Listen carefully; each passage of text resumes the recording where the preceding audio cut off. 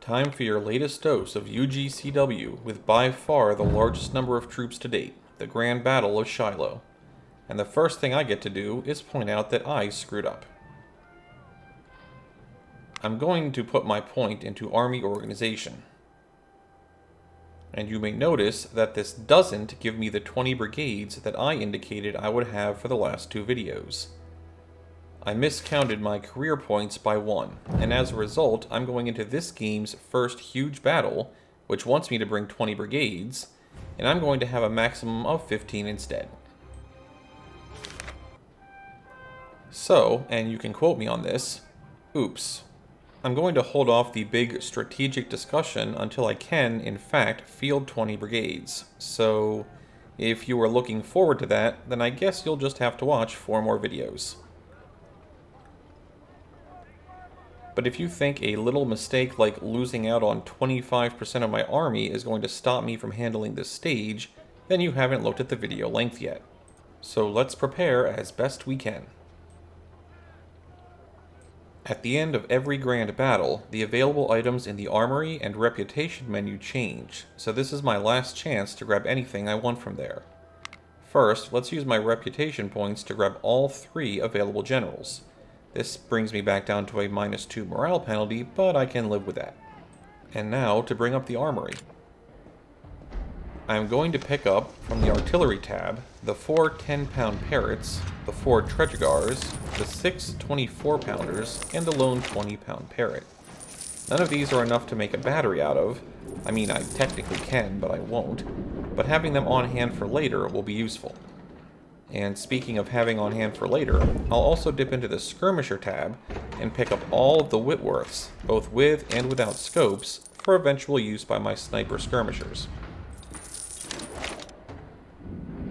Back in the main army screen, I'll refresh the sniper infantry brigades to 1,000 men, using veterans, as well as put one of my new generals in charge of the second one. And choose the T2 perk for first sniper. The 3 T2 infantry perks are all quite different, but can also all be quite useful. The first is melee training. While it's true that one can technically train a unit up to maximum without needing a perk to do it, it tends to be really hard to do without said unit taking horrific casualties every stage. However, this being a sniper brigade, that's not the call here. The middle choice is the same one as the skirmishers get at T1, and it's still a good choice for units you want to fire as much as possible. But, this being a sniper brigade, I'd rather it hit as hard as possible, so pass. And third is the bonus accuracy perk. Yes please. All of my other infantry brigades I will raise to 1,500 men, and I will add another of the new generals in charge of the mid-range brigade. The mid-range will use veterans, everyone else rookies. Also, I'm going to swap General Fry out of the infantry for now and replace him with a lieutenant colonel.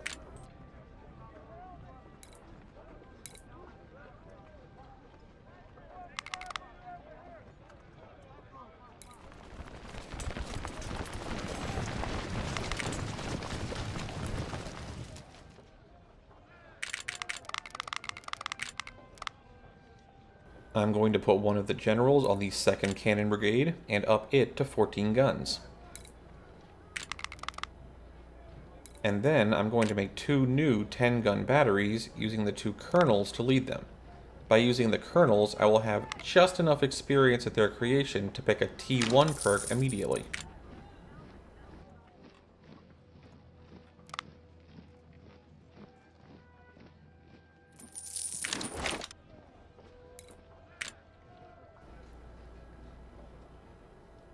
And the other new guys. General Fry will lead a new skirmish sniper team. And add 2 more new infantry brigades, using lieutenant colonels out of the barracks, and equipped with 1842 Springfields.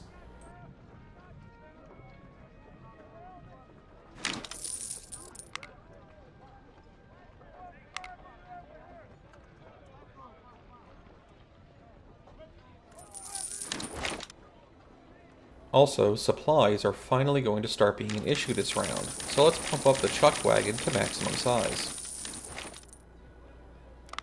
And with everything in order, the customary pre-battle save.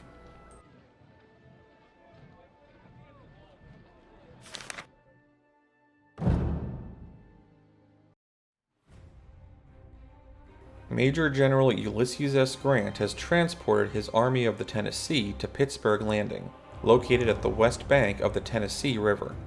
Grant is expecting Major General Don Carlos Buell to join him tomorrow with the Army of the Ohio. Together, they will advance to Corinth, 22 miles southwest, deep into Confederate territory. The Union Army is scattered into multiple encampments south of Pittsburgh Landing, unaware that we are going to execute a surprise attack at dawn. Our goal is to defeat and destroy Grant's army before Carlos Buell arrives. You will lead the attack at the Union right flank, and you will be in general command of 2nd Corps of General Bragg and Reserve Corps of General Breckinridge that will assault their left flank.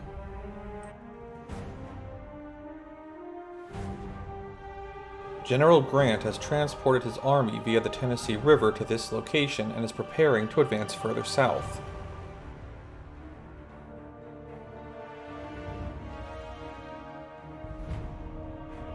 We are going to attack them at dawn when they will least expect us. Our corps will arrive from the southwest. The Yankees are encamped and have most of their forces here. If we attack swiftly, we may catch them completely unguarded and capture their supplies. The slight ridge at Shiloh Church creates a formidable natural defense and should be seized to secure our left flank.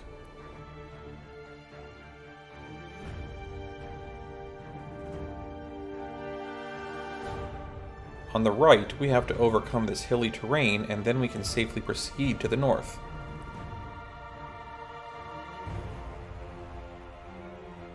The last Union defense is expected here at Pittsburgh Landing. Watch for enemy gunboats on the Tennessee River that can bombard us from long distance. Sir, our army is starting to advance towards the Union camp.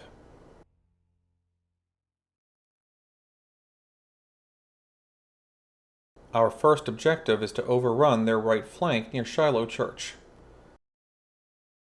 The Yankees are currently encamped and surely will not expect our presence. If we advance swiftly, we're going to have an easy job pushing them north.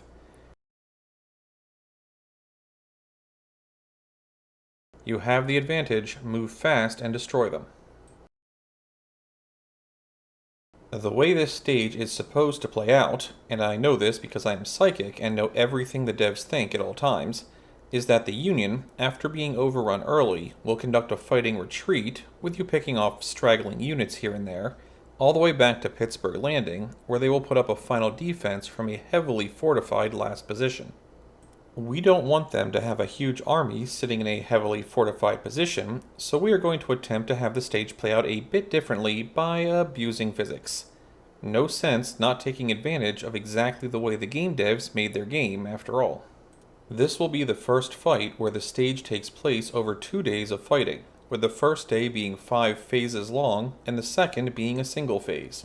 You start Phase 1 with the bottom left portion of the map, the Shiloh Church, and your own army. Phase 2 will swap to the bottom right edge of the map with General Braxton Bragg's forces. Phase 3 will return to the left side, opening slightly northward. Phase 4 is once again Bragg, also opening a bit farther north. And Phase 5 will combine the map, joining the two fights together into a combat about as massive as the last 4 stages put together. The Day 2 fight extends the map even further north. Phases 1 through 4 is going to be all about maneuver. You do not have to wipe out chunks of the Union Army during that time, you just need to make sure they are where you want them to be once Phase 5 starts. And to show you where that is, let me cut to a screenshot. Okay, for starters, pay no attention to my troop positions in this shot. This is really a textbook example of how you don't want things to turn out. If you try to press your advantage in a given phase instead of playing the long game, this is the type of situation you can end up in yourself. So, yeah. I'll draw a couple lines on the picture here showing where the various phase borders are roughly. The overall goal is going to be to herd the Union forces into an area that when the maps merge, both halves are basically right on top of each other, resulting in a massive surrounding of Union troops. To that end, the house here, in General Bragg's half of the map, is the key location to focus around. I'm not saying that the Union forces have to be exactly on top of it, but if they aren't, then your troops on both sides are going to have to reposition themselves to compensate. Otherwise, instead of the Union being surrounded, some of your forces will end up getting Phase 5 flanked. Ideally, we want to group the enemy into this area, which means that on the Bragg side of things, we will want troops here, and on the Shiloh side, we will want our surrounding forces here. Pay special note to this forest. It is a great spot for the Shiloh half to abuse the enemy troops from, but it is also within the area we want the Union troops to occupy. So during the Shiloh half of this stage, you can use it briefly if it means you can take out an enemy brigade, say getting one of their cannon batteries down early, but quickly afterwards you are going to want to pull your infantry back to these spots and let them have the woods. You do not want to cause them to flee north. Also, having a couple brigades getting to the top of the map by the end of Phase 4 and well rested is a good idea, but I'll get to that in video. We are going to pull a good old sweep maneuver, taking the mid-range brigade and 3 of the Springfields and putting them on the far left. They will head this way to start, with the right side getting 2 Springfields, a sniper infantry, and 2 cannon batteries. Hexamer's Snipesomers will move up the center. There will be multiple enemy skirmishers in the forest, but they won't be able to stop you. Just move forward, exchange fire with them as able, rush them into melee if feasible, and head to your actual objective. The southern force will take up positions here, Hexamer will chill in the woods here as a lookout, and the force sweeping infantry will take this long route to get in behind the church. Exhausting them isn't a great idea, so be conservative with the sprint button. The long sweep is going to cross this patch of swamp, making them go really slow, so I advise doing it from a fair ways back so as not to get spotted. The last thing we want is to get shot in the swamp. You're going to want to get to here, and then split up to these spots at the forest edge.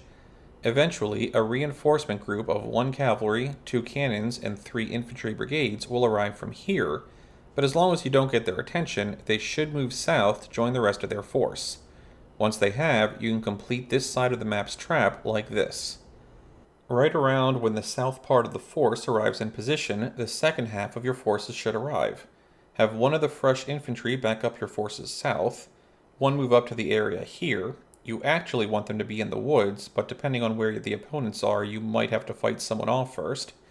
Fry joins Hexamer, and both will approach this direction to get in some snipes to the farm, and the rest of your cannons join the existing ones.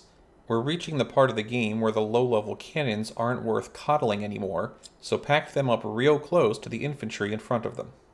And remember, you do not have to kill the enemy force this phase. You really don't have enough time to anyway, even if you did have all 20 brigades. Just pin them in for later.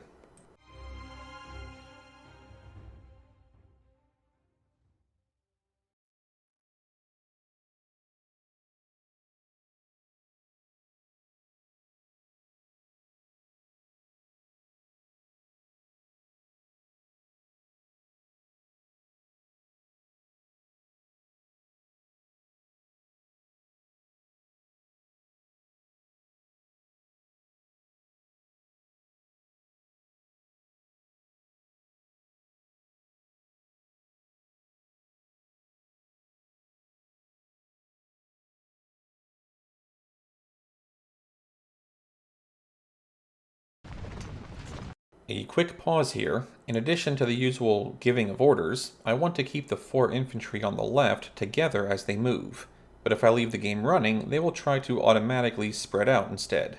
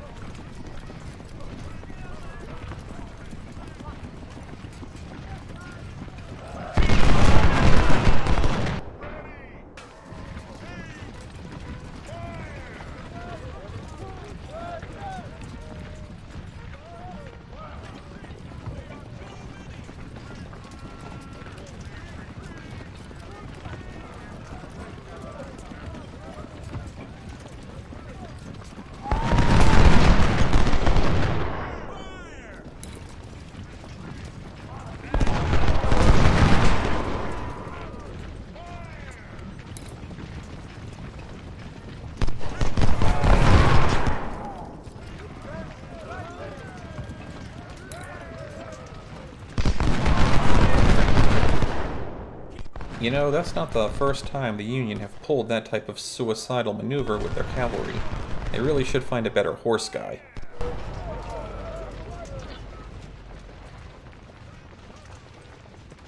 Also, the rest of our army is arriving now, so another pause while I give them orders to move up.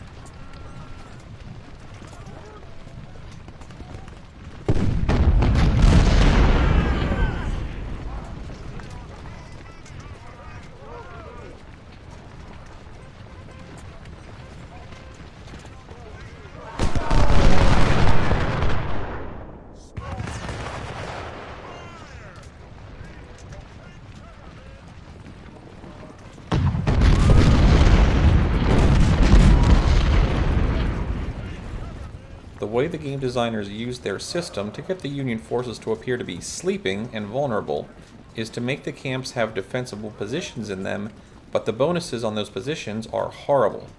But because the AI is programmed to use fortifications, they hold on to them, even when tactically they shouldn't be. Clever implementation, devs.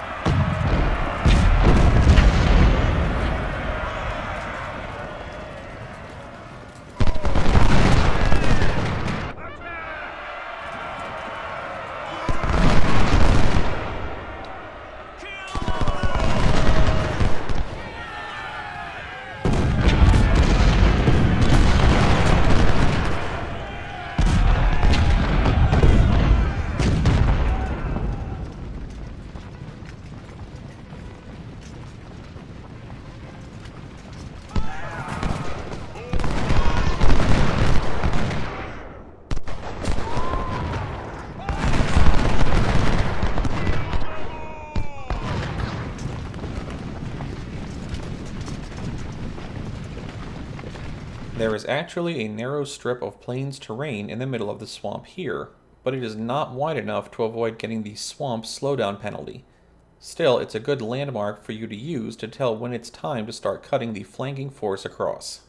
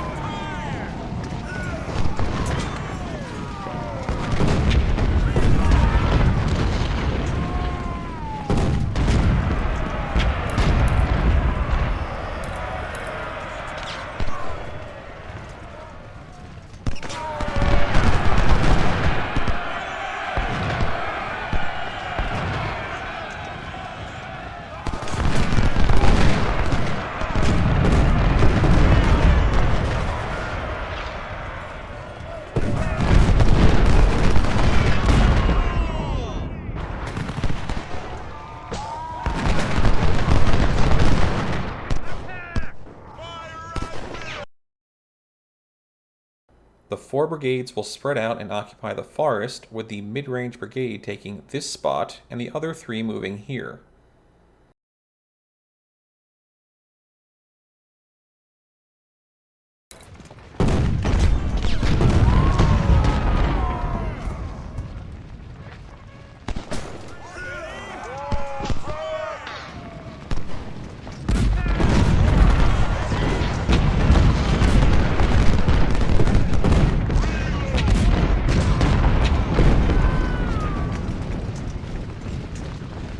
Alright, time to make the move.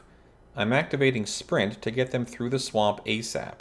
I probably could also have told them to hold fire until they reached the trees, but I was concerned about splitting my attention and forgetting to reactivate it.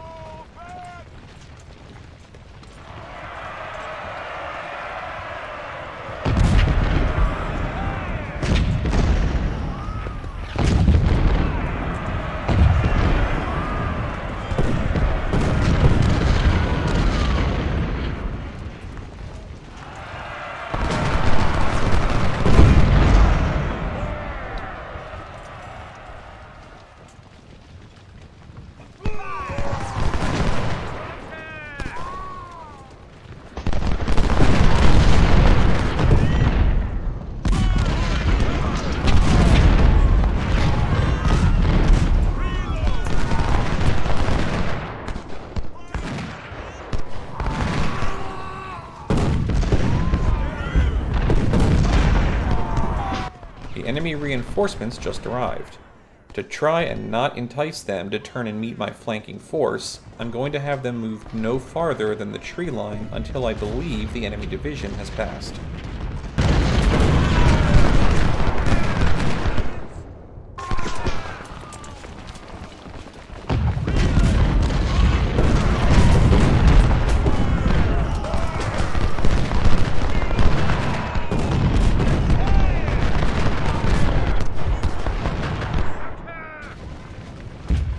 Okay, well, maybe I'll try and get one cheeky shot into their fleeing cannons first, but then I'll pull back.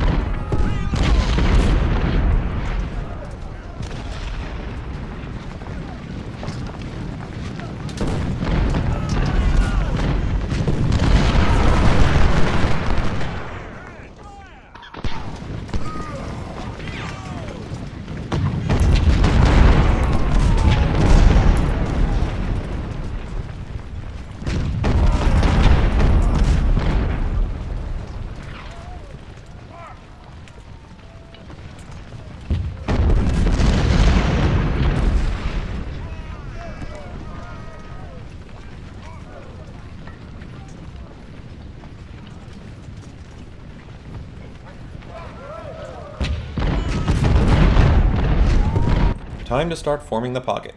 I'll have one of the 5 infantry south of the stream push forward into the trees, but I'm going to make sure they stay far enough back from the objective to not start capturing it. This phase of the battle can end earlier than the timer indicates if you take the objective, but you don't even need to fully capture it. Even the act of starting to flip it can cut precious time off the clock.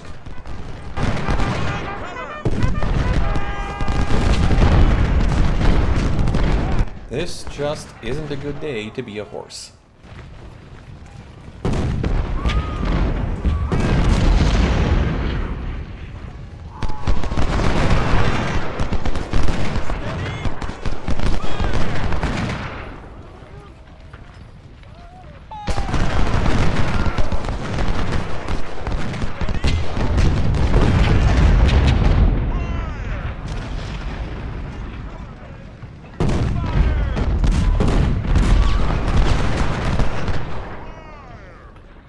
Remember, I'm doing this with 5 fewer brigades than the game allows me to have at this point, So while I'm stretching it thin, it should still work, and if you have all 20 brigades in your own game, feel free to exploit your extra power as you see fit.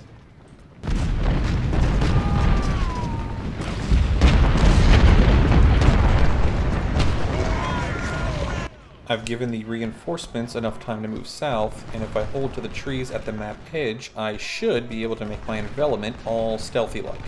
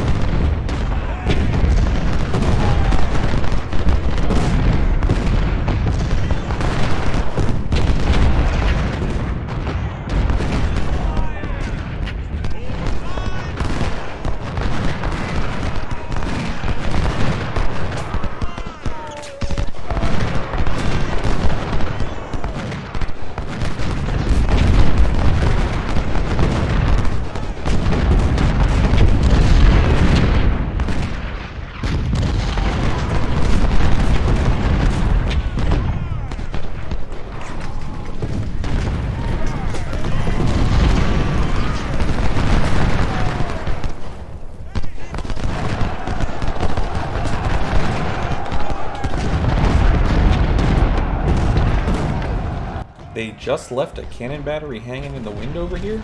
Can't pass this opportunity up.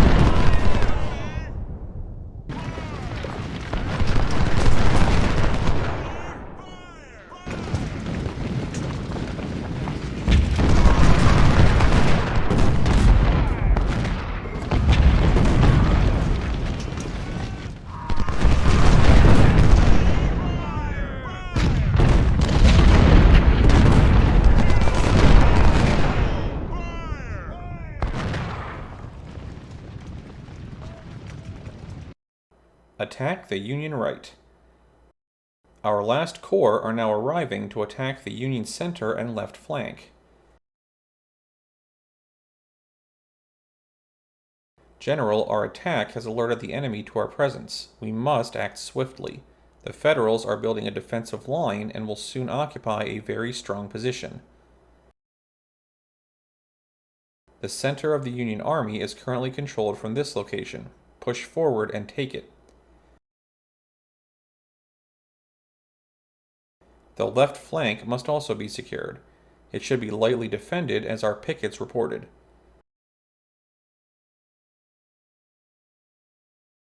Advance and watch your flanks, General. The Union Army may counterattack from behind those woods.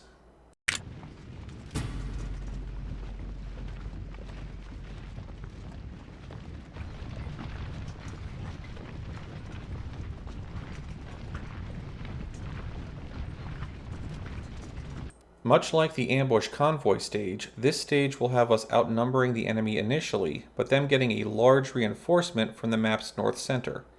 The first wave will arrive when the game clock reads 8:30, and we want to make sure to have our guys in position here when that happens. I'll split off just enough to hold open a corridor for the bulk of our infantry to get through. That said, don't just hit the sprint button. We want our guys in good condition when they get there, as they will probably have to do some skirmishing before the main event. You should have just enough time. Also, the size of your brigades in this stage are huge. Well above the thresholds I gave way back in the first video for optimum damage size, and several are actually larger than you are even allowed to create. So don't get used to a 3,000 man brigade in an unmodded game. Though I have a feeling most of these brigades will actually perform better once they are down a few hundred troops.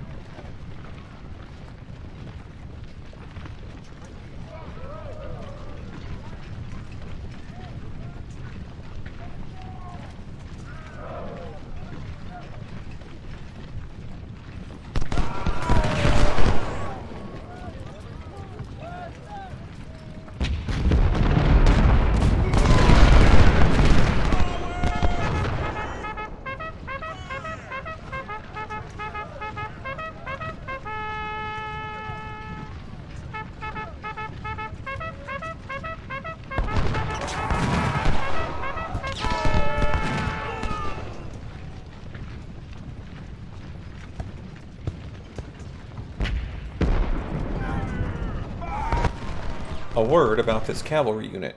It's cavalry, which means it's the unit type that most wants to charge, its maximum size, its stats are horrible, and it's led by Jenkins. Yes, I know exactly what sound effect is going through your head right now. No, I'm not going to play it.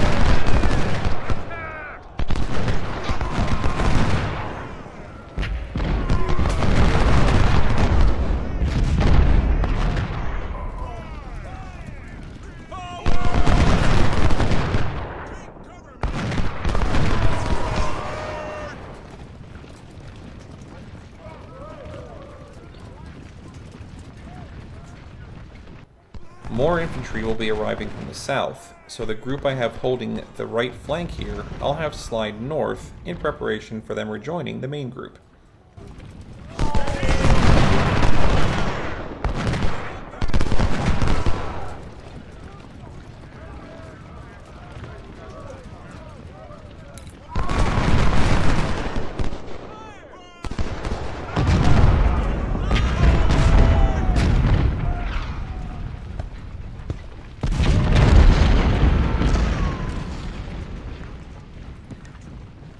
Speaking of, here they come now.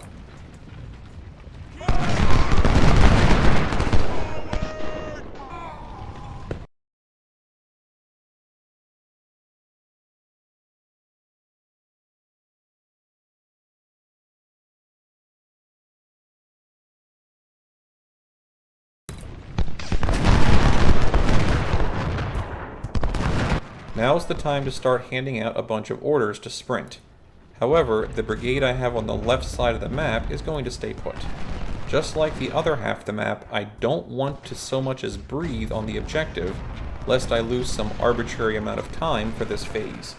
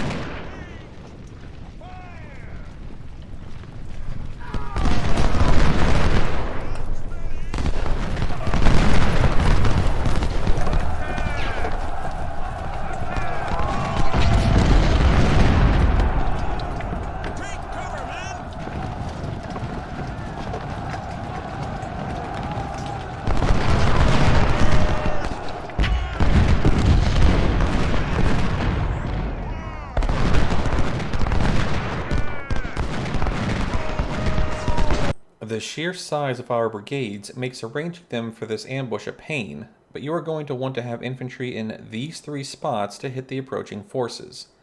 You will also want one brigade here in case the enemy has infantry trying to unseat you from the right side objective. The only reason I don't put one there myself is because the brigade that would fill that spot is currently engaging the enemy brigade it would be defending against anyway, as well as one here to prevent our ambush from being flanked from the other side. Move your cannons up as close to the infantry as you can, and have the supply wagon and General Bragg tucked in tight as well. I forgot to bring up a general as fast as I should have, and you'll see what's going to happen. Thankfully, it didn't wreck the replay. Any of the approaching southern reinforcement infantry that managed to make it here have set up in the rear to start regaining stamina for the next part.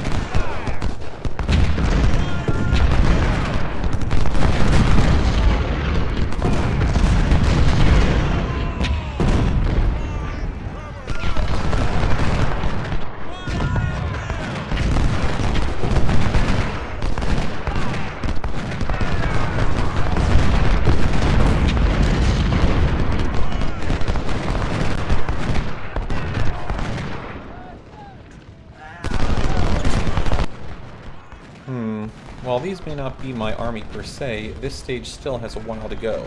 Losing a general this early on is a bit of a shame, but c'est la vie, c'est la mort.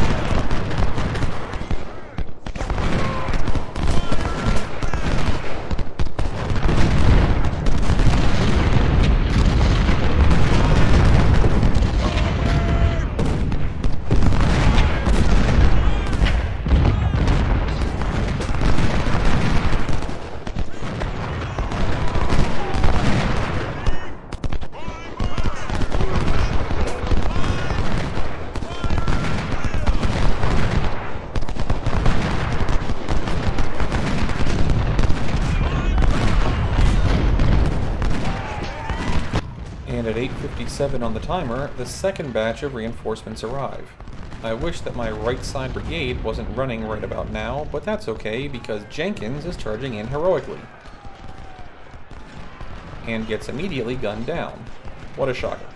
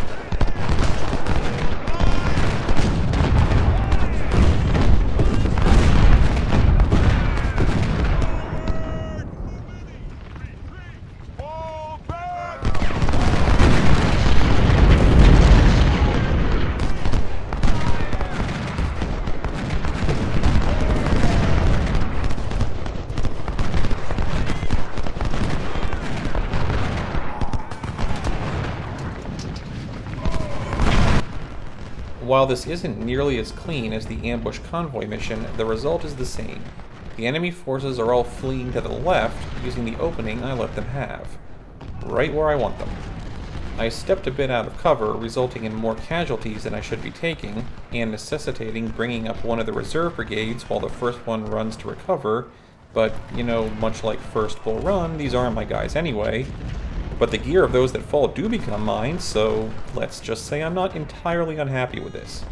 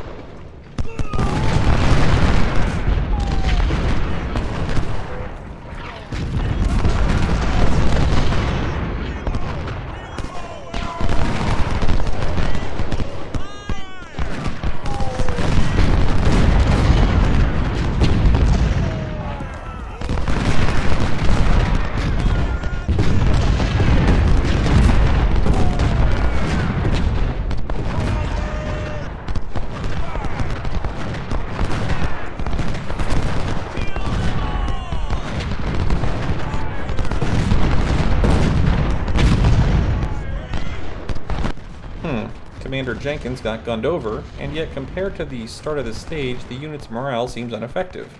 Improved even. Go figure.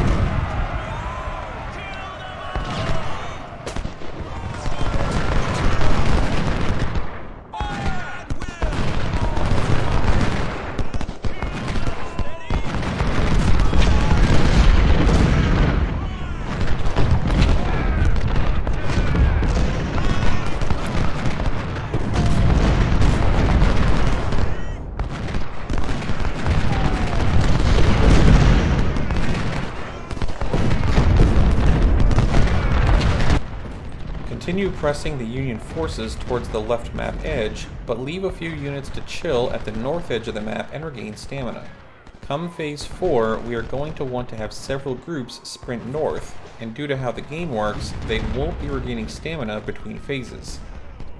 Also, as close as this phase is to over now, I can start moving to close the pocket, no longer needing to worry if I brush against the objective.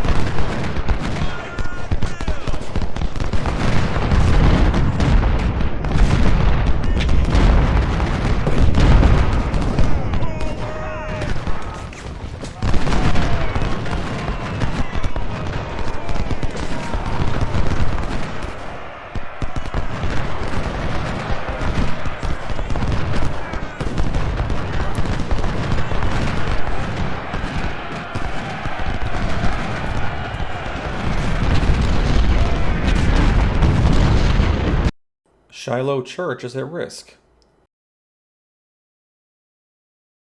The Union's resistance is stronger than expected. Their troops are preparing for a counterattack. We must hold Shiloh Church to keep their right flank under pressure. Don't fail us, General, or we will have to withdraw. And it appears that 1,880 men worth of MacArthur's brigade have decided to join us. I've seen it called several things, but the term I prefer for when a unit moves from one phase of a fight to a totally different one is leaking. I will be using it to my advantage in fights later on, and I'll describe how to do so when in said later video, but I wasn't aware that unit leaking was even possible on this stage. Well, I can ponder if it's possible after I've dealt with the fact that it actually just happened. Pender, I'm going to need you to pivot. Like, now.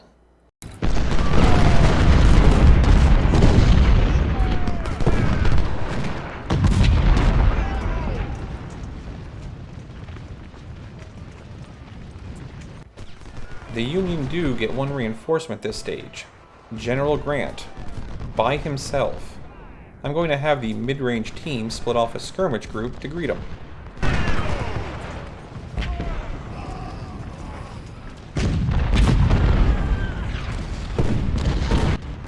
I'm also going to start swinging Hodgson's supply wagon all the way around and north to make sure that all my guys have enough bullets for the upcoming crescendo.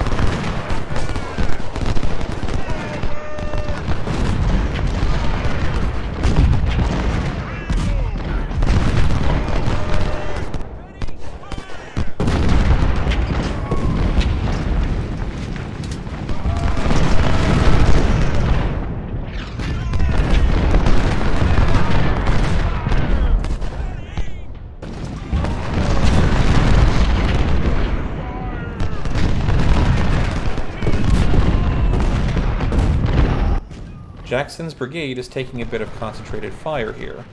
With the leaked brigade having run to the rest of the group, I can start rotating General the Mousemaster himself around to assist.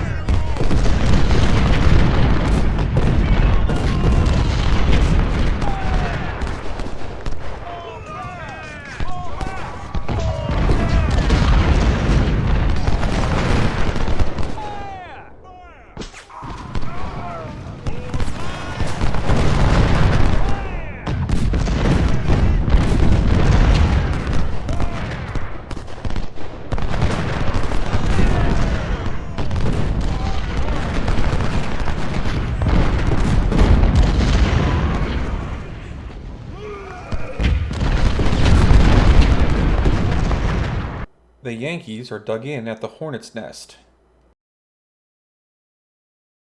The Bluecoats are establishing a second barrier of defense. They are desperate to hold their position. Surround them and give them hell. You must overrun the Union defense in order to secure our path to Pittsburgh Landing. General, if you fail, our whole offensive will become disorganized and collapse. We are counting on you. No pressure. Right at the start, I'm going to take one infantry brigade and the Jenkins cavalry and have them move all the way to the map's north edge in preparation for Phase 5, swinging wide so as not to touch the objective. However, no matter how many times I tried this phase, the timer ended much earlier than what is indicated here, and since I couldn't determine an exact reason why, I had to play on a tight schedule. As well as the northern rushers, I also take the rested infantry here and order them to sprint over to here, as they need to get there to close the pocket with the Shiloh half of the map. With the first two objectives now off the map, I can move the rest of my troops to pack the Union in as tight as I reasonably can in the time I have. Also, the Union get no reinforcements this phase. If you can keep them away from the objective area, they won't be able to take advantage of its fortified position.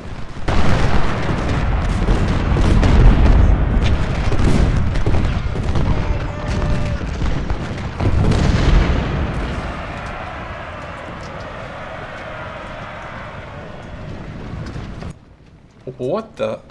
Okay, apparently MacArthur and a supply wagon have decided to join this half of the map again after their jaunt over at the church, though he's down over 400 men.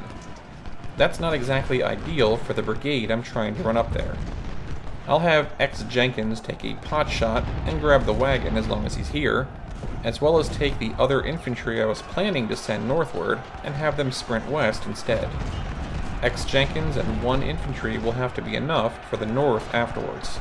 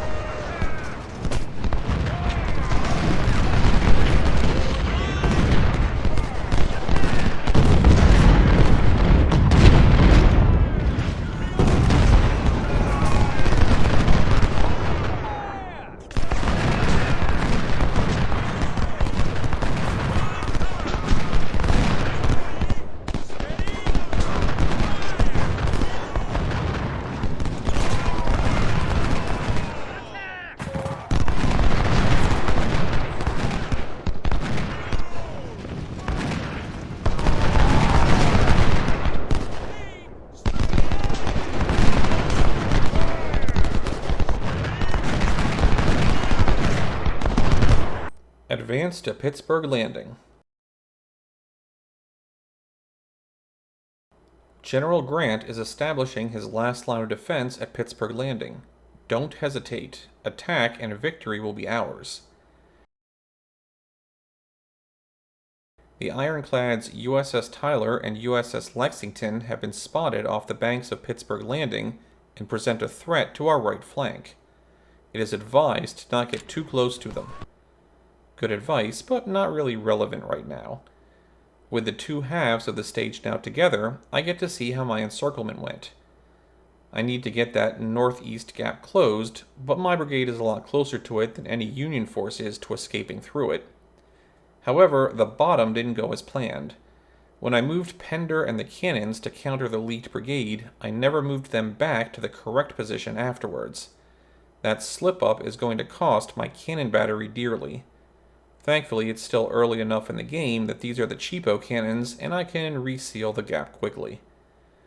Everyone else on the east side of the circle can press in a bit, and I have enough troops there that I can, even if a bit slowly, have them filter around the north to absorb some of the fire that my own personal army would be taking. I haven't forgotten that only half of this army is actually mine, and that, other than using them to win the stage, I have little incentive to keep the other half alive. I don't want to press in too far, though.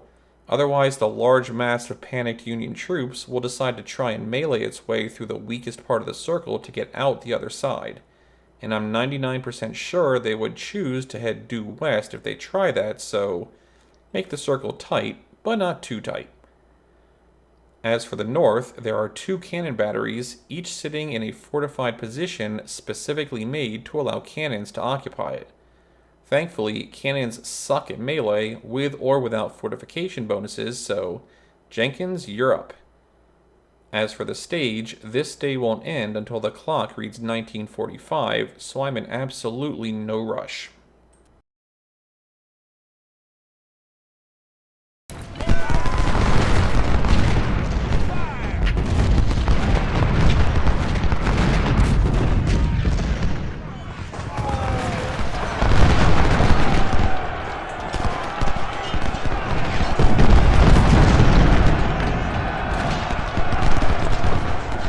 Nope, still not playing that sound effect.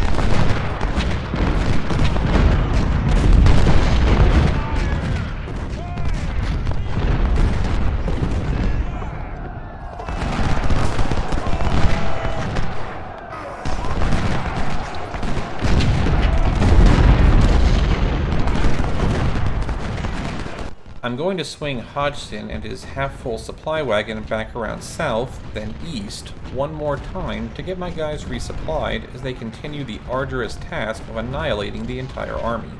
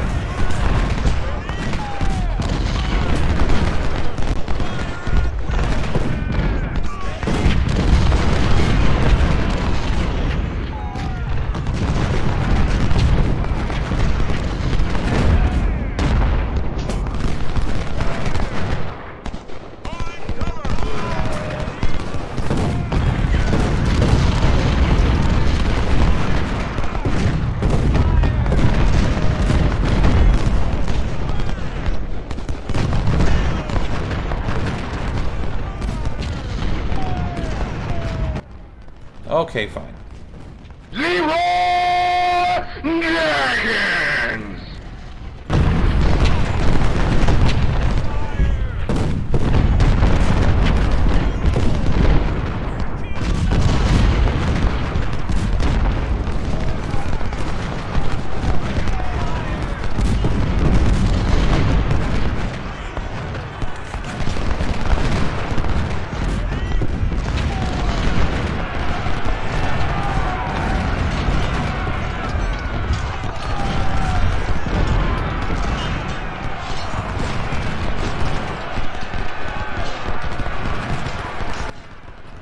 At this point, as I've uprooted the only two defending groups, I managed to secure the final objective. While this stage takes place over 2 days, it's possible to achieve victory on day 1. If you own this Pittsburgh landing point, the contested timer counts down to 0, and the stage timer ends, you can end the stage immediately in victory. And if you are struggling with this stage, or are worried about huge enemy reinforcements on a higher difficulty, that may be the best choice for you. I, however, will be drawing this out. As such, I am going to make no attempt to hold the point from the rather large group of reinforcements that will be arriving shortly. Slide the troops around here to get more of the opposing fire onto brigades I don't care much about.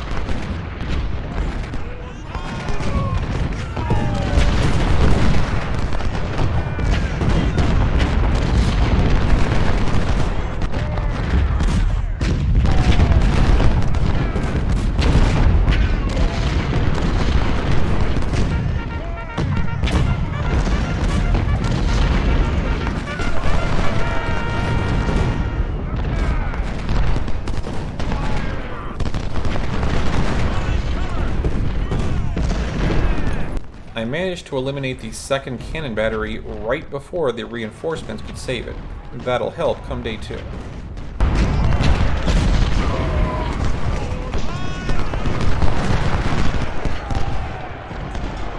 Note that said reinforcements aren't interested in taking up positions at the Pittsburgh Landing fortification points.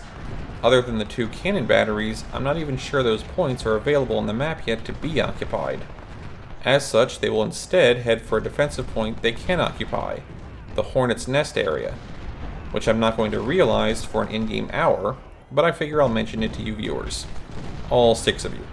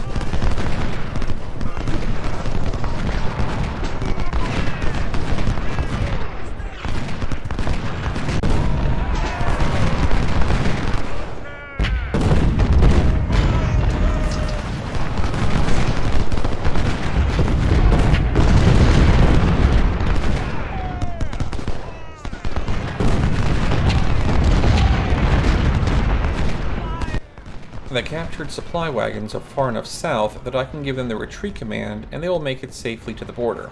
I'm also going to give Hodgson's supply wagon a retreat order, but for a different reason. You'll see why in a bit.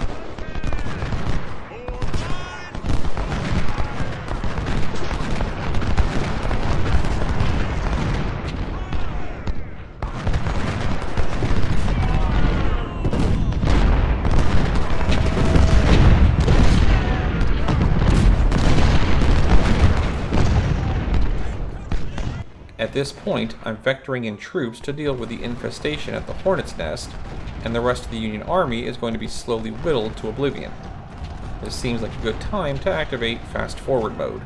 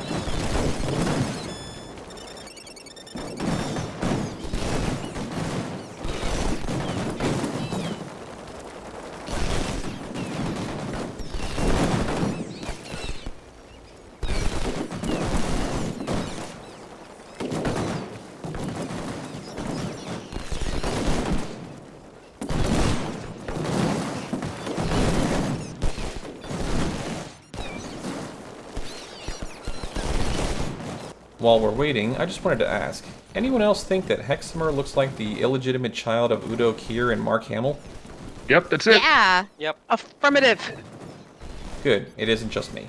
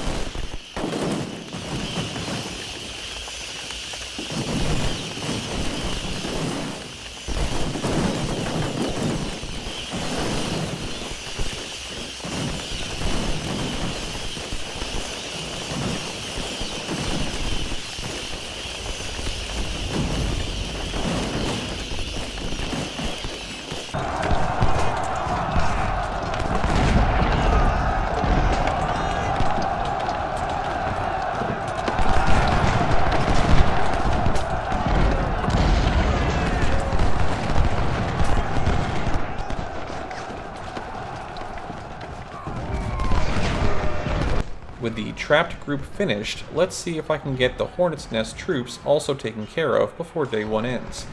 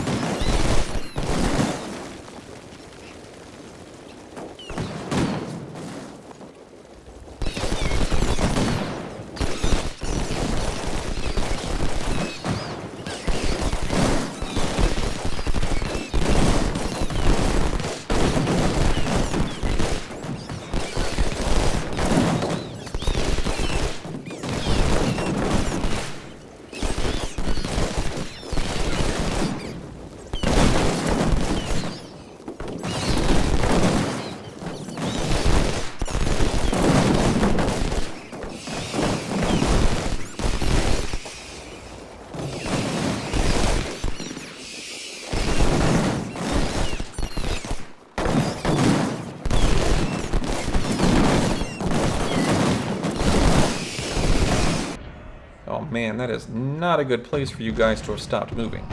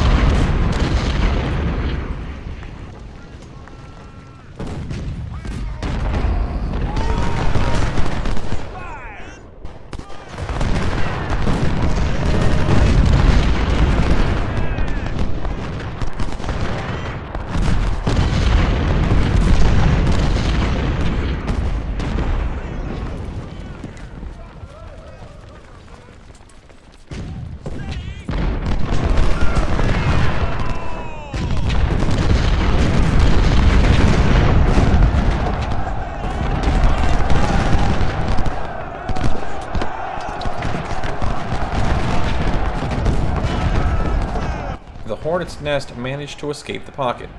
Oh well, can't have everything. I'll send 2 teams to make sure the southern running brigade can't get back to the rest of the force. I'll also slide a few units up and around to the left to prevent any enemy maneuvering, but the rest of this day is just going to be a standoff. Make sure that at least some of your units, from both your and the Allied army, aren't doing anything at this point, so that they can regain their stamina.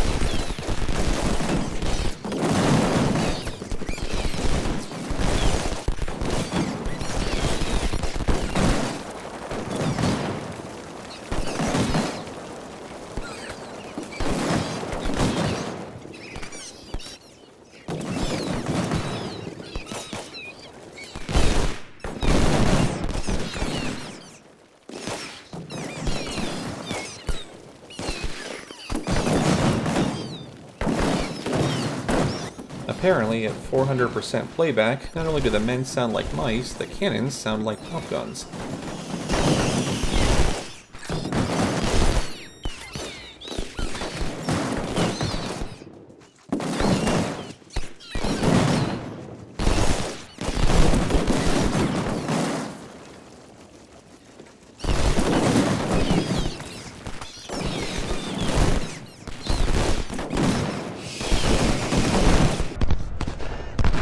Cool, he managed to shatter a unit right before the time expired. That'll help.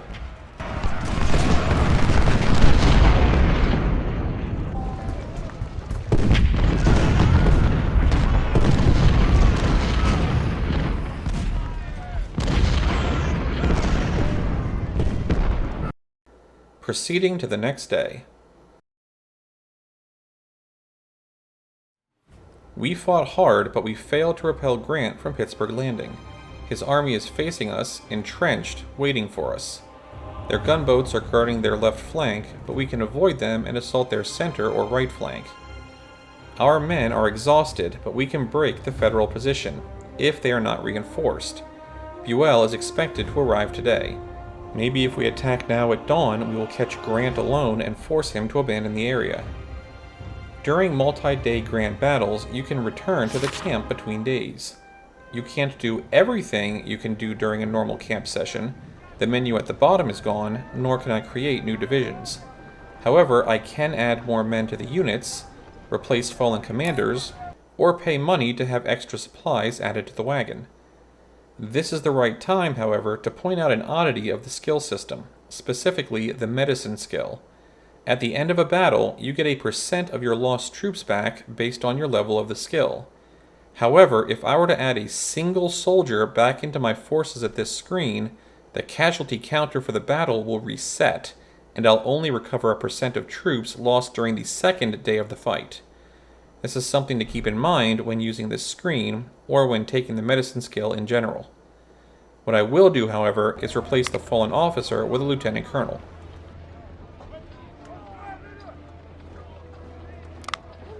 Oh, and make a save, because of course.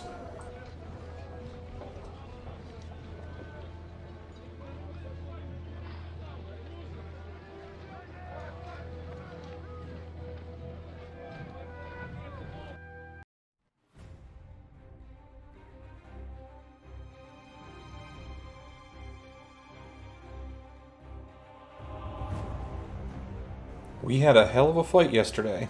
Our brave troops pushed the Yankees several miles north, but the fight is not over.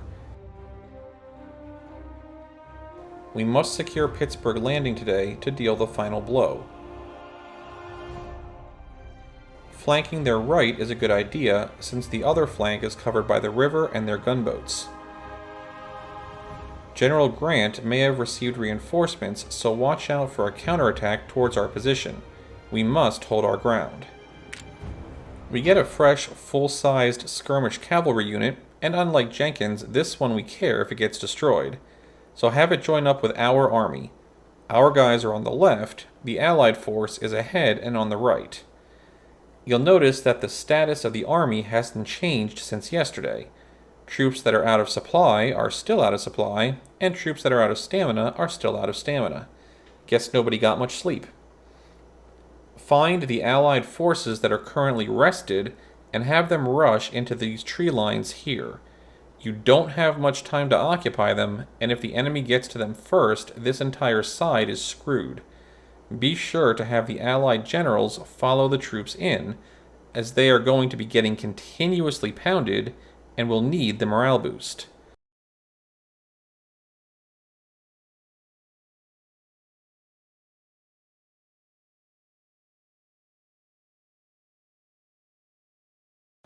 The exhausted troops can form up in the small tree groves just south of the barricade.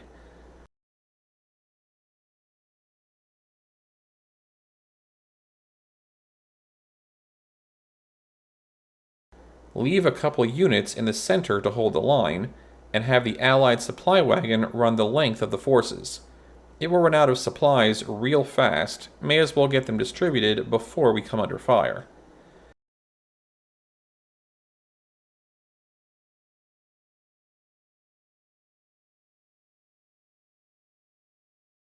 As for your troops, have them all start moving up around the left side. Be careful, as the enemy are getting 10,000 odd reinforcements this stage, and you don't want to run into them piecemeal. Also, your supply wagon, which is not being led by Hodgson. By having the wagon retreat during day 1, a new replacement wagon has been spawned for day 2. Now, even at a full load, this replacement wagon has almost no supply in it, and will probably get emptied out just by your force running by it. However, once that happens, if you give it the retreat command, then at the end of this stage we will now have 2 supply wagons at our disposal. While not necessary for victory in this game, I find this to be incredibly useful. The devs, I think, had intended for this to be possible in the game the whole time, but either dummied it out or didn't implement it correctly. Either way, an unmodded game lets me do this, so do it I will.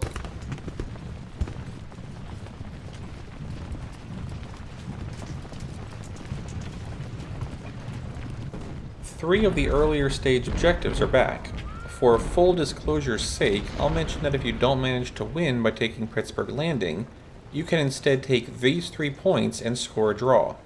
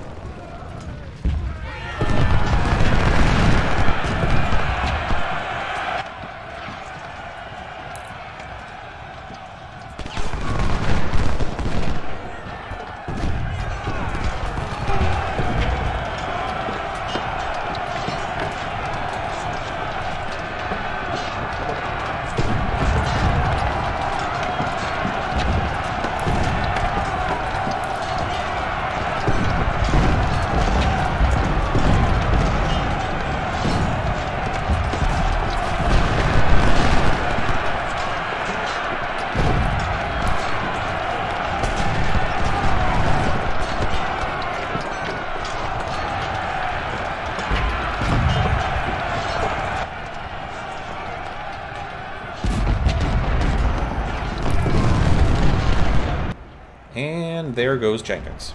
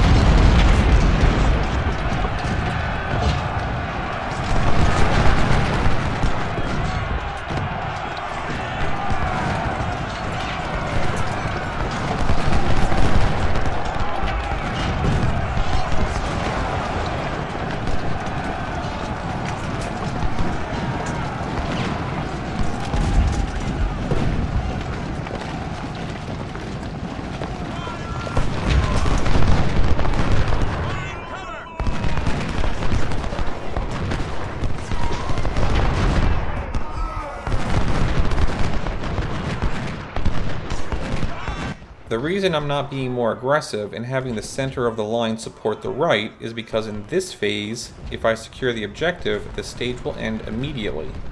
As I want to draw the stage out to do as much damage to, well, honestly, both sides as possible, that's not the plan here.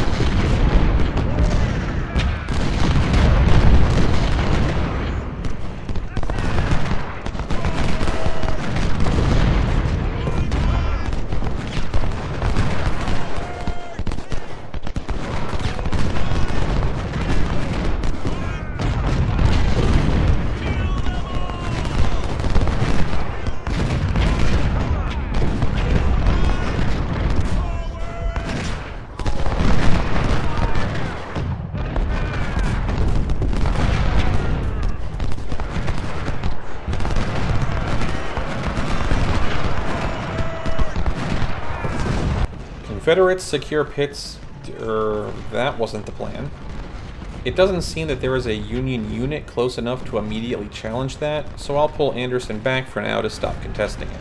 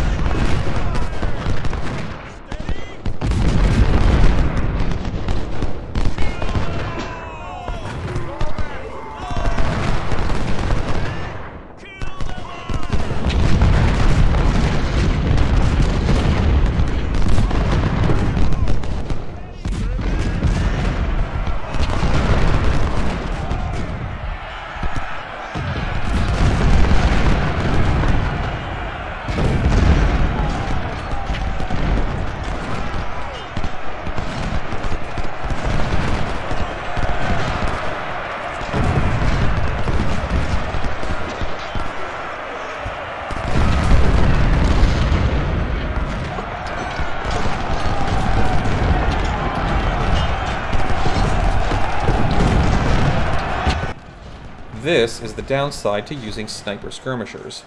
Even brief lapses in attention can be brutal. I went to watch the right side of the map for just a few seconds, and Fry's snipers ended up taking a volley while standing in a river, losing 15% of their unit and resulting in Fry getting wounded. That was my fault entirely. Sorry about that, Fry. Hope you recover soon.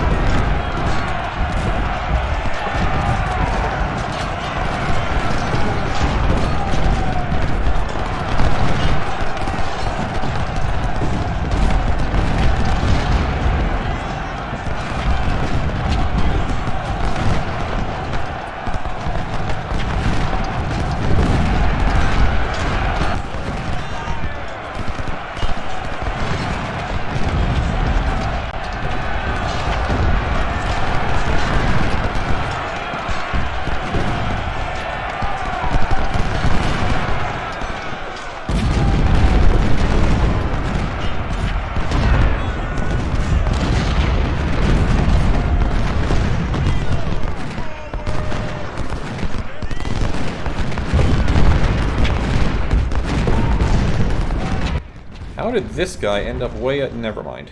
As long as he's up here, may as well make use of him.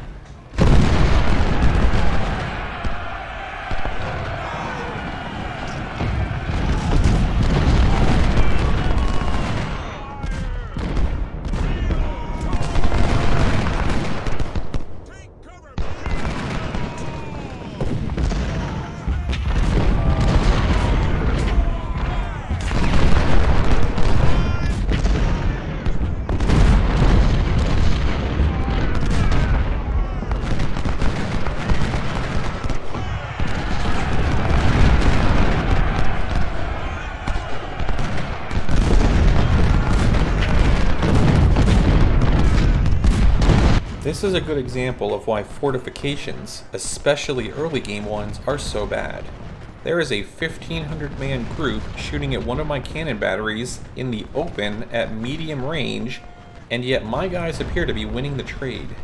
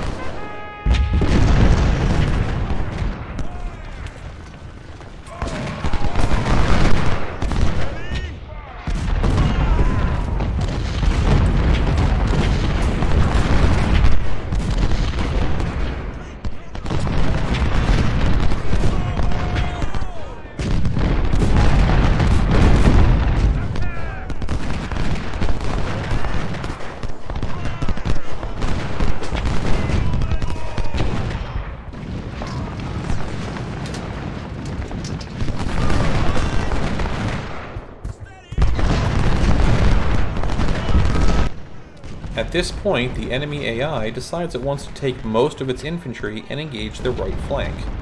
I'm not entirely sure why. Maybe it activated its "we're getting surrounded" script and decided the fight down there was the most likely one they can break through. Not that I mind, of course. I'm not going to pass up this chance to run down their cannon batteries from behind, and I'm all for the force on that side taking casualties.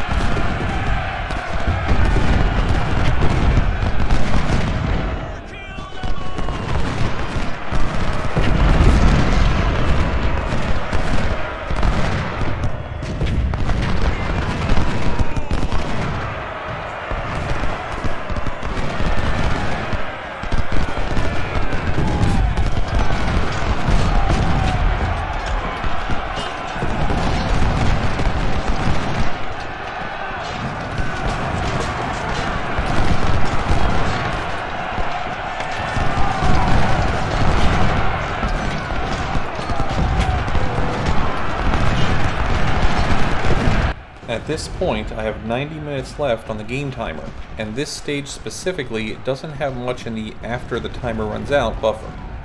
Since I have neither the time nor the supplies to surround and eliminate the entire Union force, I'll start pushing in from the left to take the objective instead.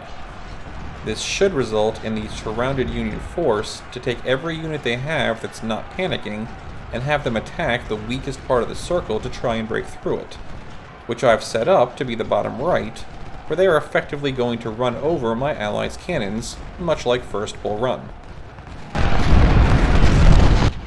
Also, I'm not sure exactly when it happened or when I realized it, but both Bragg and Breckenridge have been gunned down. That wasn't intentional. Sorry, guys.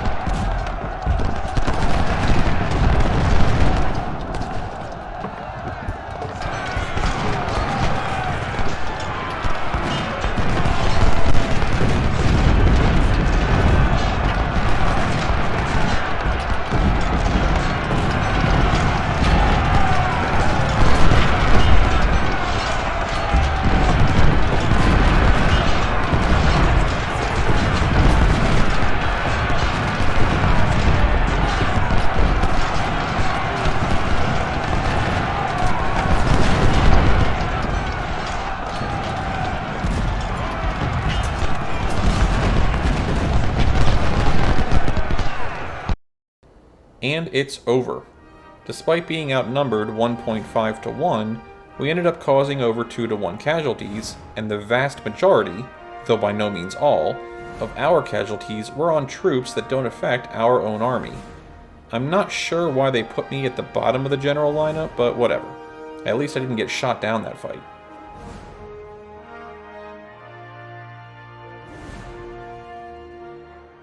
The Union report is just a mess, though I appear to have the top 15 or so spots in casualties inflicted. As for my snipers, Hexamer's Snipesomers performed well as always. Fry didn't do quite as hot, but that was my fault.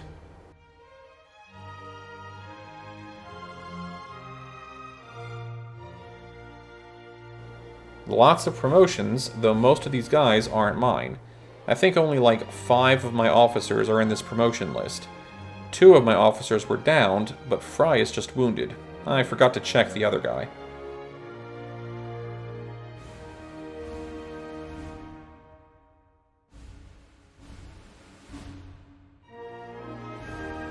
And lots of loots. At this rate, I'll end up with more 1842 Springfields than were actually used in the war.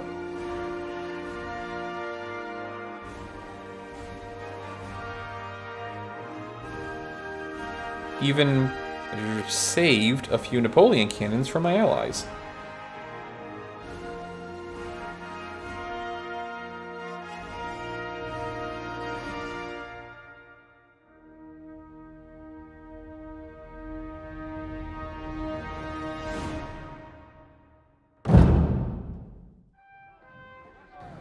Major General Johnston has joined my troop, as well as Forrest's cavalry team at max rank, even if more than half of their horses apparently deserted.